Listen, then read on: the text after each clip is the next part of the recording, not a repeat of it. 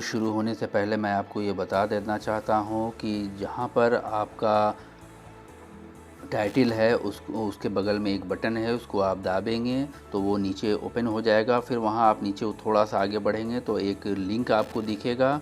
इस लिंक को आपको टच करना है जिससे आप उन सारे चीज़ों तक पहुँच सकें।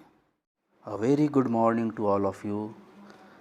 आज मैं आप लोगों के लिए फिर से दोबारा एक वीडियो लेके आया हूँ जिसमें थेरेपी को ही कंटिन्यू किया जाएगा।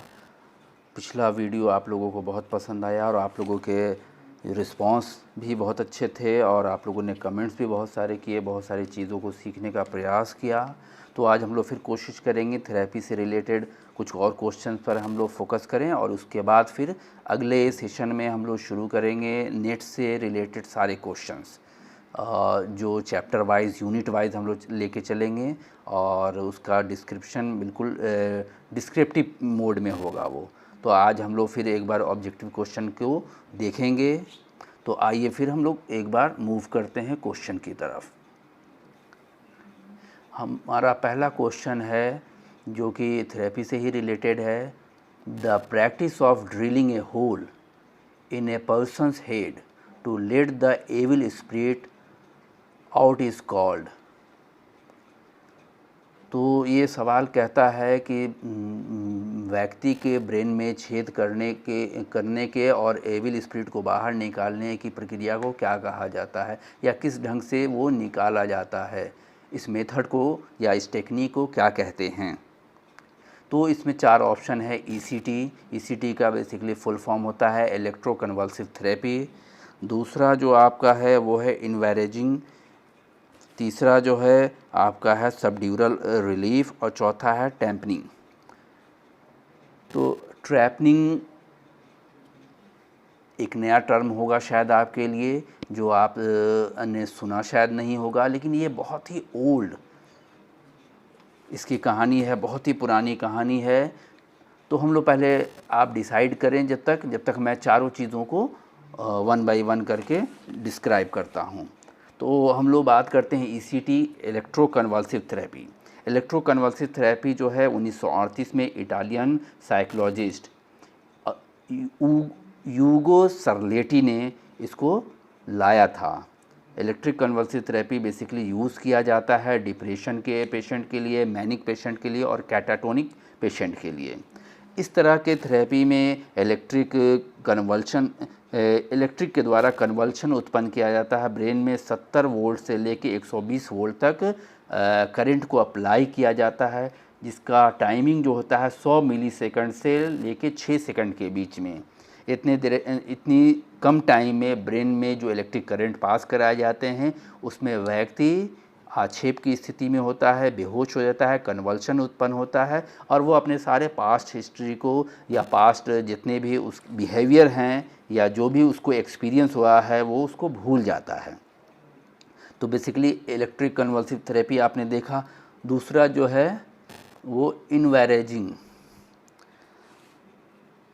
और तीसरा जो है हमारा सबड्यूरल रिलीफ है, जो कि सबड्यूरल रिलीफ हम लोग बात करते हैं तो ये एक ब्रेन इंजरी के दौरान देखा जाता है, जब स्कल के नीचे। और सबड्यूरल रिलीफ जो है वो ब्रेन इंजरी से रिलेटेड टर्म है, जिसमें सबड्यूरल हेमाटोमा की स्थिति जैसी उत्पन्न हो जाती है जब व्यक्ति एक्सीडेंट की हालत में होता है। और ट्रैम्पेनिंग जो है इसका सही उत्तर है और ये आंसर आपको बताता है कि इसके बारे में पहले हम लोग कुछ जान लें कि ट्रैम्पनिंग है क्या। ट्रैपन शब्द फ्रेंच से लिया गया है, जबकि ग्रीक में ट्रैपन बोर को कहा जाता है। बोरर भी वर्ड यूज़ किया गया है और बोर भी यूज़ किया गया है। यह एक प्रकार का सर्जिकल इंटरवेंशन होता है जिसमें मस्तिष्क में होल या ड्रिल किया जाता है। एंशियंट टाइम में, बहुत पुराने ज़माने में यह माना जाता था कि इस होल से एविल स्पिरिट बाहर निकल जाता है। जिसको भी मेंटल प्रॉब्लम होता था उसके सर में स्कल के नीचे एक छेद कर दिया जाता था पीछे साइड में, ताकि एविल स्पिरिट या जो दैव शक्ति है जो उस व्यक्ति पर सवार है वो बाहर निकल जाए। 16वीं शताब्दी में फैब्रिकस एब एक्वा पेंड्रेट ने पहली बार एक इंस्ट्रूमेंट का उपयोग किया जिसको हम लोग ट्रायंगुलर इंस्ट्रूमेंट के नाम से जानते हैं। इसके द्वारा उन्होंने स्कल में होल किया और उन्होंने वेनस वैल्यूज़ की भी खोज की। तो ये क्लियर है कि इसका आंसर जो है वो ट्रैम्पनिंग है। अब हम लोग आते हैं सेकंड क्वेश्चन की तरफ। हमारा दूसरा क्वेश्चन है जिस पे ये कहा गया कि unconditional positive regard is part of what therapy. किस थेरेपी का ये हिस्सा है अनकंडीशनल पॉजिटिव रिगार्ड?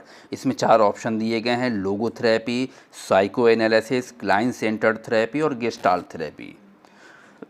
तो हम लोग बात कर लें पहले कुछ ये सारे थेरेपी जो हैं वो आते हैं साइकोलॉजी के अंतर्गत और इसी में हम लोग बात करेंगे। सबसे पहले हम लोग बात करते हैं लोगोथेरेपी की। शायद इस पर पहले चर्चा नहीं हुई थी, लेकिन साइको एनालिसिस की चर्चा हम लोगों ने पिछले वीडियो में की थी। तो हम लोग बात करते हैं लोगोथेरेपी की। लोगोथेरेपी विक्टर फ्रैंकल का लाया हुआ कॉन्सेप्ट है। इसमें उनका मानना था कि ये बेस्ड है on the premise that the primary motivational force of individual is to find a meaning in life। Victor Frankl का मानना था कि जीवन के अर्थ को पाना या समझना ही इसका मूल उद्देश्य है। इस थेरेपी का उद्देश्य ये था कि हम अपने जीवन के वैल्यूज़ को या उसके अर्थ को, मीनिंग को समझ पाएँ। तो लोगोथेरेपी ये कहता है। ठीक है, दूसरी चीज़ थी हम लोगों की साइको एनालिसिस। तो ये हम लोगों ने पिछली बार चर्चा किया था कि फ्रायड के द्वारा ये कॉन्सेप्ट दिया गया था, जिसमें उन्होंने एक अपने क्लिनिकल एक्सपीरियंस के आधार पर एक साइकोथेरेपी का निर्माण किया जिसको साइको एनालिसिस या साइको डायनेमिक थेरेपी भी कहते हैं। इसमें उन्होंने 5 स्टेजेस बताए थे और उस स्टेजेस के दौरान व्यक्ति साइको एनालिसिस से होके गुज़रता है और उसका ट्रीटमेंट किया जाता है। इसके बाद हम लोग बात करेंगे क्लाइंट सेंटर थेरेपी की। इस पर भी हम लोगों ने चर्चा किया था। Client centre therapy basically Rogers के द्वारा दिया गया कॉन्सेप्ट है। क्लाइंट सेंटर थेरेपी में इसकी भी चर्चा शायद हम लोग पिछले बार कर चुके हैं CCT की। फिर भी हम एक बार आपको बता दें कि क्लाइंट सेंटर थेरेपी में जो understand how the world look from the part of view of their client. तो बेसिकली क्लाइंट के नज़रिए से दुनिया कैसी नज़र आती है ये देखने का प्रयास किया जाता है इस थेरेपी में। थेरेपिस्ट जो होता है ये देखने का प्रयास करता है कि जो पेशेंट है वो किस नज़रिए से दुनिया को देख रहा है। इसके साथ साथ उसके अंडरस्टैंडिंग की भी चेकिंग की जाती है। तो ये कॉन्सेप्ट जो था क्लाइंट सेंटर थेरेपी, ये रोजर्स के देन है, जिसमें क्लाइंट सबसे पहली बार क्लाइंट शब्द का भी प्रयोग किया गया रोगी के लिए और काउंसलर शब्द का प्रयोग किया गया थेरेपिस्ट के लिए। तो और एक हम लोग का बच जाता है गेस्टाल्ट थेरेपी। तो मेरे ख्याल से गेस्टाल्ट थेरेपी की भी चर्चा हम लोग पिछले बार कर चुके थे। गेस्टाल्ट थेरेपी जो है वो गेस्टाल्ट साइकोलॉजी के ऊपर आधारित है। गेस्टाल्ट साइकोलॉजी के बारे में थोड़ा सा बता दें कि ये एक ऐसा स्कूल है, 7 स्कूल्स में एक बहुत ही इम्पॉर्टेंट स्कूल है जिसने परसेप्शन पर बहुत ज़्यादा काम किया। इन लोगों ने परसेप्शन के क्षेत्र में जितना ज़्यादा योगदान दिया और जितनी सारी थ्योरी को डेवलप किया वो आज भी सराहनीय है। आज भी परसेप्शन के क्षेत्र में हम लोग जितनी भी चीज़ों को जान पाते हैं वो गेस्टाल्टवादियों की देन है, ख़ासकर वॉर्डहाइमर, कोहलर और कोफका की। तो गेस्टाल्ट इसी थ्योरी के ऊपर बेस्ड एक थेरेपी बनाई गई और इस थेरेपी में बताया गया कि gestalt therapy a form of psychotherapy which emphasized personal responsibility and forces upon the individual experiences in the present moment. कहता है कि गेस्टाल्ट थेरेपी में हम किस चीज़ों पर बल डालते हैं, तो व्यक्ति के व्यक्तिगत जिम्मेदारियों पर और उनके प्रेजेंट के इंडिविजुअल एक्सपीरियंस पर, कि व्यक्तिगत जिम्मेदारी और व्यक्ति को अभी तात्कालिक क्या अनुभव हो रहा है इस पर ये थ्योरी या ये थेरेपी बल डालता है। इसके बारे में हम लोगों ने चर्चा किया था पिछले बार में कि किसने इस थ्योरी को डेवलप किया था। तो गेस्टाल्ट थेरेपी को डेवलप करने में बताया गया था कि फ्रेडरिक एस बाउल्स का नाम आता है जो कि जर्मन साइकोलॉजिस्ट थे। 1940 ईस्वी में इस थ्योरी को डेवलप किया गया था। यह थ्योरी बेसिकली गोल्ड स्मिथ के ऑर्गेनाइज थ्योरी पर आधारित है। ओके, तो अब हम लोग देखें कि इसका आंसर क्या होगा। तो अनकंडीशनल पॉजिटिव रिगार्ड जो है वो क्लाइंट सेंटर थेरेपी, रोजर्स के क्लाइंट सेंटर थेरेपी का एक पार्ट है, जिसमें रोजर्स ने बताने की कोशिश की थी कि कास रोजर द्वारा यह कॉन्सेप्ट डेवलप किया गया और इसमें बताया ह्यूमनिस्टिक साइकोलॉजी के अंतर्गत यह आता है। व्यक्ति क्या कहता है और क्या करता है, इस तथ्य को नज़रअंदाज करते हुए उस व्यक्ति को एक्सेप्ट करना तथा उसको सपोर्ट करने से होता है। तो बेसिकली अनकंडीशनल पॉजिटिव रिगार्ड का मतलब है कि व्यक्ति क्या कह रहा है इससे कोई मतलब नहीं है, व्यक्ति क्या कर रहा है इससे कोई मतलब नहीं, इन सारे तथ्यों को हमको नज़रअंदाज करना है और उसको एक्सेप्ट करना है और उसको सपोर्ट करना है। तो ये रोजर्स के क्लाइंट सेंटर थेरेपी का एक हिस्सा माना गया है। इसका आंसर सी होगा, client centre therapy. Okay, next question की तरफ मूव करते हैं हम लोग।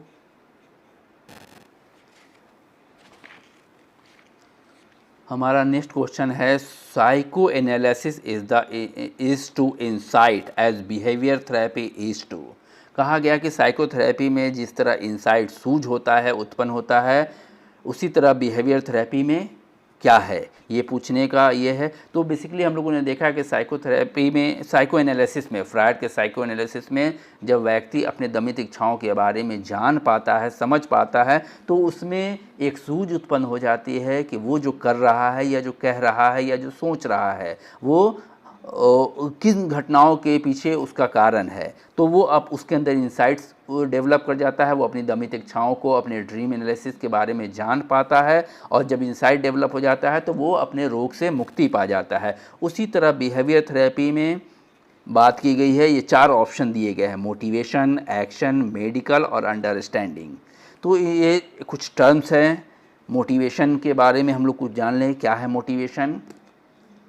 बेसिकली मुझे पता है कि आप लोग को बिल्कुल मालूम होगा, लेकिन फिर भी इसको बहुत ईजिली हम लोग डिफ़ाइन कर लें कि मोटिवेशन होता क्या है। वैसे तो हम लोग कहते हैं कि मोटिवेशन जो हमको मोटिव दे या जो कुछ करने के लिए प्रेरित कर दे, फोर्स टू डू समथिंग, या जो हमको लक्ष्य की तरफ ले जाए। हम जो भी लक्ष्य निर्धारित करते हैं, जो हमको लक्ष्य की तरफ मूव करा देगा, वो मोटिव कहलाता है। तो इसमें हम लोग बात कर रहे थे कि साइको एनालिसिस जो है, जिस तरह से साइको एनालिसिस में इंसाइट उत्पन्न होता है, उसी तरह बिहेवियर थेरेपी में एक्शन को महत्वपूर्ण माना गया है, क्योंकि एक्शन बहुत इंपॉर्टेंट पार्ट है इसका। क्योंकि बिहेवियर थेरेपी जो है वो बेस्ड है एसआर थ्योरी पर, स्टिमुलस रिस्पॉन्स थ्योरी पर। तो स्टिमुलस हम लोग जानते हैं कि जब व्यक्ति को कोई सेंस ऑर्गन स्टिमुलेट कर दे तो वो स्टिमुलस का रूप ले लेता है, जबकि रिस्पॉन्स जो है वो एक्शन है, किया गया, किसी स्टिमुलस पर किया गया रिस्पॉन्स ही बिहेवियर कहलाता है। तो रिस्पॉन्स जो है हमारा, वो एक ऐसा इम्पॉर्टेंट पार्ट है जिसके द्वारा ही हम किसी भी चीज़ को, क्रिया को कर पाते हैं, और यही रिस्पॉन्स एक्शन कहलाता है जो कि हम किसी स्टिमुलस पर लेते हैं। तो बिहेवियर थेरेपी में बेसिकली एक्शन के द्वारा ही हम लर्निंग बिहेवियर में चेंजेस लाते हैं। नेक्स्ट क्वेश्चन की तरफ हम लोग मूव करें। ठीक है, okay.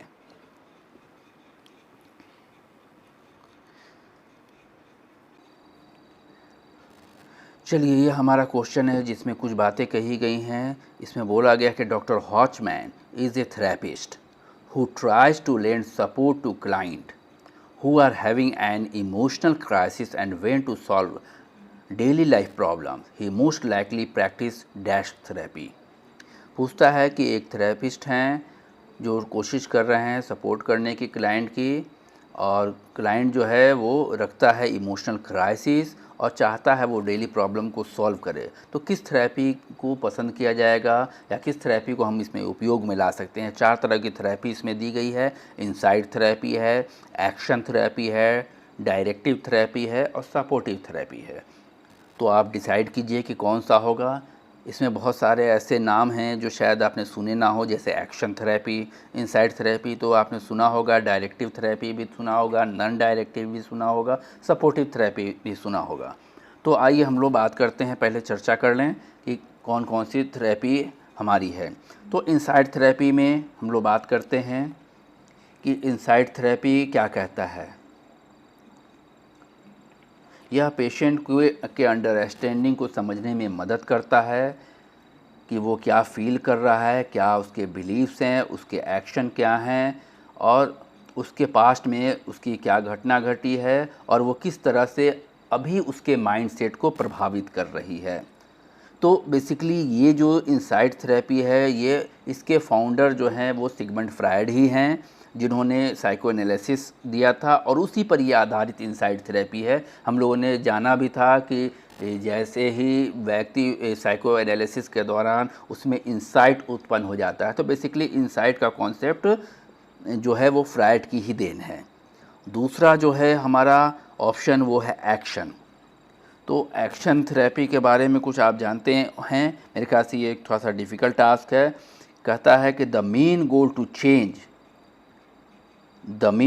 Change inappropriate behaviour directly. जब हम डायरेक्टली किसी अनएप्रोप्रिएट बिहेवियर में डायरेक्टली एक्शन के द्वारा चेंजेस लाने की कोशिश करता है action therapy. Basically action therapy को एक्सेप्टेंस एंड कमिटमेंट थेरेपी के नाम से भी जाना जा सकता है और इसको एसी हयास 1981 ने डेवलप किया था, जिसमें आपको एक्सेप्टेंस भी दिखाना है, कमिटमेंट भी है और एक्शन भी है।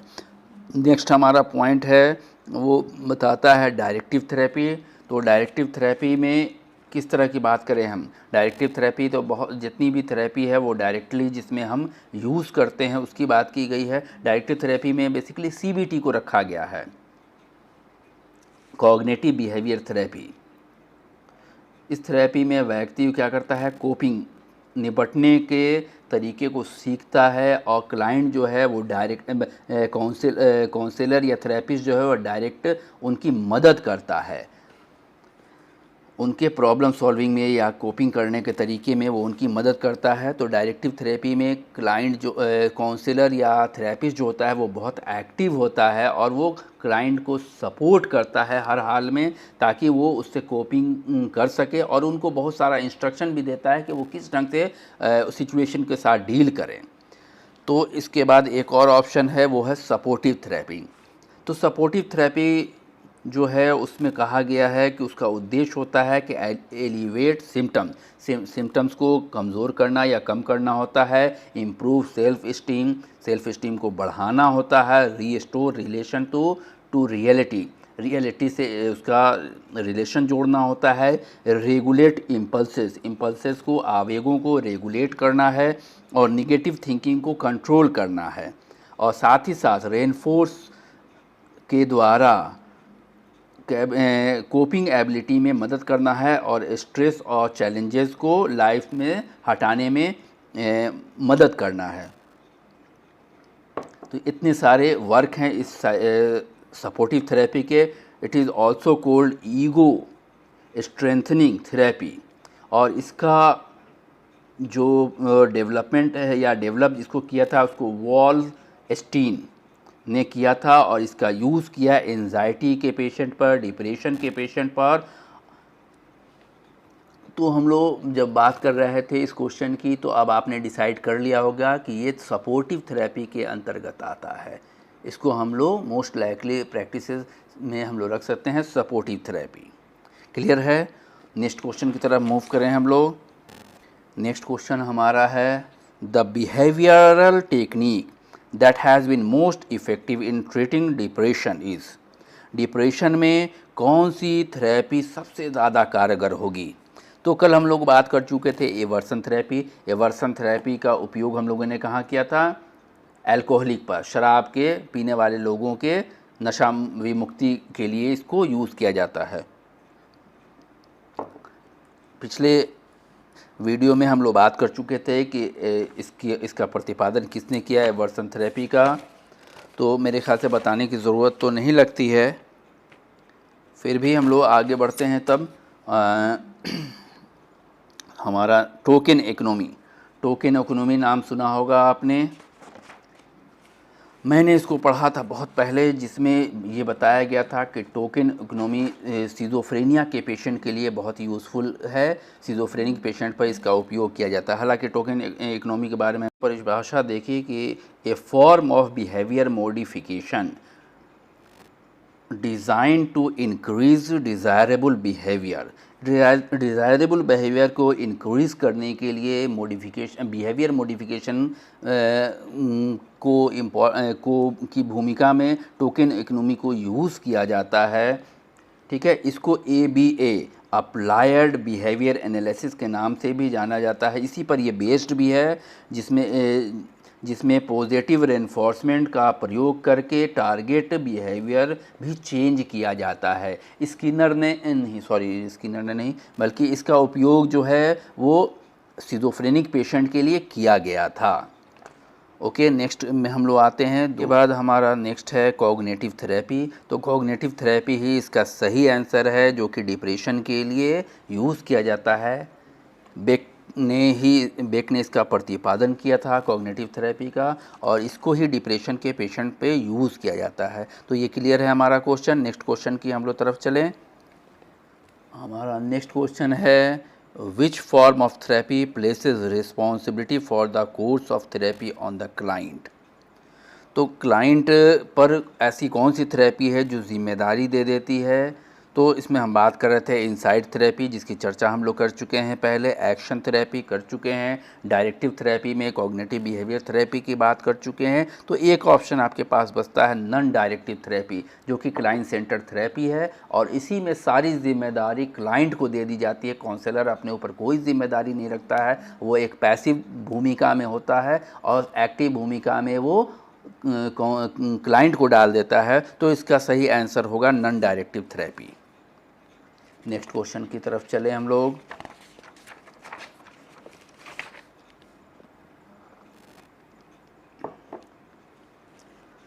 नेक्स्ट क्वेश्चन है हमारा, in aversion therapy a person dash to associate a strong aversion with an undesirable habit.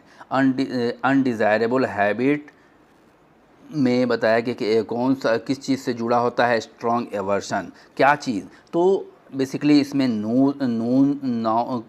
Nose है, लर्न्स है, वांट है, होप है। तो बेसिकली हम जानते हैं कि एवर्सन थेरेपी जो है वो बिहेवियर थेरेपी पर डिपेंड करता है, और बिहेवियर थेरेपी ये मान के चलता है कि जो कुछ भी हम बिहेवियर करते हैं वो हमारा इनेट ना हो के एक्वायर्ड होता है, हमने वो सीखा होता है। तो जो जितने भी माल एडप्टिव बिहेवियर हैं बिहेवियर थेरेपी के अनुसार, वो सीखे गए होते हैं, लर्न किए गए होते हैं। तो इसका आंसर लर्न होगा, सीखा गया, सीखने से जुड़ा हुआ होता है ये। नेक्स्ट क्वेश्चन की तरफ हम लोग आते हैं। नेक्स्ट क्वेश्चन हमारा कहता है कि saying whatever comes to mind even if it seems senseless, painful और embarrassing in part of the Freudian technique known as. Freudian technique में या थेरेपी में एक ऐसी अवस्था भी आ जाती है जब मन में आदमी के बहुत ही शर्मिंदगी वाले विचार आ जाते हैं, या बहुत ही दर्द भरे विचार आ जाते हैं, या बहुत ही बेइज्जती वाले विचार आ जाते हैं। तो ये कौन सा स्टेज है ये बताना है, या इस टेक्निक में कहाँ पर आता है। तो इसमें एक अनकंडीशनल रिगार्ड है पहला ऑप्शन, जिसके बारे में हम लोग चर्चा कर चुके हैं कि ये रोजर्स का कॉन्सेप्ट था जो क्लाइंट सेंटर थेरेपी में था। तो ये ऐसे ही कट हो जाता है चूँकि फ्राइड की टेक्निक में पूछ रहा है।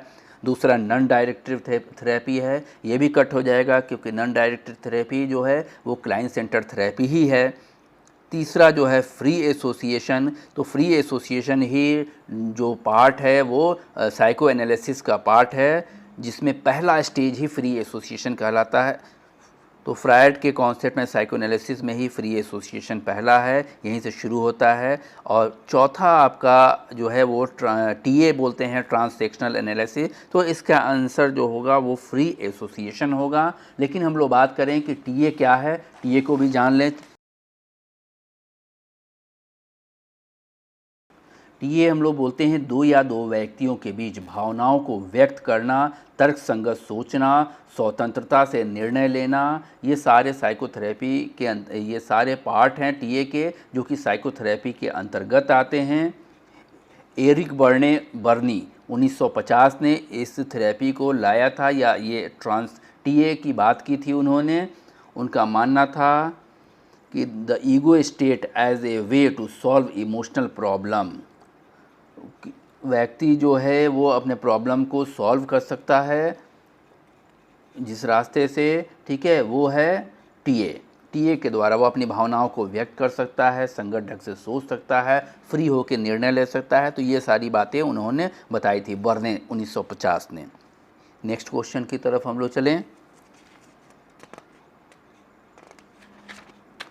हमारा नेक्स्ट क्वेश्चन है Carl Rogers is responsible for. पिछले ही बार हम लोग डिस्कस कर चुके हैं कि रोजर्स की एक ही थेरेपी थी, वो थी क्लाइंट सेंटर्ड थेरेपी, या इसको पर्सन सेंटर्ड थेरेपी के नाम से भी जाना जाता है। तो इसमें मेरे ख्याल से कुछ बताने की अब ज़रूरत नहीं रही। तो नेक्स्ट क्वेश्चन की तरफ हम लोग मूव करते हैं, और ये मेरे हिसाब से लास्ट क्वेश्चन हमारा है इस वीडियो का, जो कि बिहेवियर मॉडिफिकेशन से रिलेटेड है। ये सवाल कहता है कि बिहेवियर मॉडिफिकेशन इन्वॉल्व्स, क्या इन्वॉल्व होता है बिहेवियर मॉडिफिकेशन में। पहला है applying non directive technique such as unconditional positive regard to client. तो हम बात कर रहे हैं बिहेवियर थेरेपी की, और पहला ऑप्शन जो है वो रिलेटेड है अनकंडीशनल पॉजिटिव रिगार्ड से, जो कि क्लाइंट सेंटर थेरेपी का पार्ट है। तो ये ऑप्शन आपके लिए सही नहीं हो सकता है। दूसरा जो है वो psychoanalytical approach to specific behaviour disturbance. तो साइको एनालिटिकल अप्रोच भी आपको पता है कि फ्रायड का है, जो कि बिहेवियर थेरेपी के कॉन्सेप्ट में नहीं आता है। तीसरा पॉइंट है the use of learning principle to change behaviour. ये आपका सही आंसर होगा तीसरा, जो ये बताता है कि लर्निंग प्रिंसिपल जो है उसी के द्वारा बिहेवियर मॉडिफिकेशन में बदलाव आ सकता है, परिवर्तन आ सकता है। और चौथा है the use of insight therapy to change upsetting thoughts and believe. तो ये भी कॉन्सेप्ट जो है फ्रायड के साइको एनालिसिस से ही रिलेटेड है। तो ये आंसर भी आपका नहीं हो सकता है, यानी इसका आंसर सी है, तीसरा है। तो आज का वीडियो हम लोग यहीं ख़त्म करेंगे। आपको ये वीडियो कैसा लगा ज़रूर बताएं। कुछ और भी चीज़ों को जानना हो तो कमेंट्स बॉक्स में ज़रूर लिखें, शेयर करें, लाइक करें, और कुछ सजेशन ज़रूर दें कि इस वीडियो को और भी इम्प्रूव कैसे किया जाए। हालांकि अगला वीडियो जो होगा वो नेट के सिलेबस पर बेस होगा, और हम लोग चैप्टर में शुरू करेंगे पहले यूनिट का पहला हिस्सा।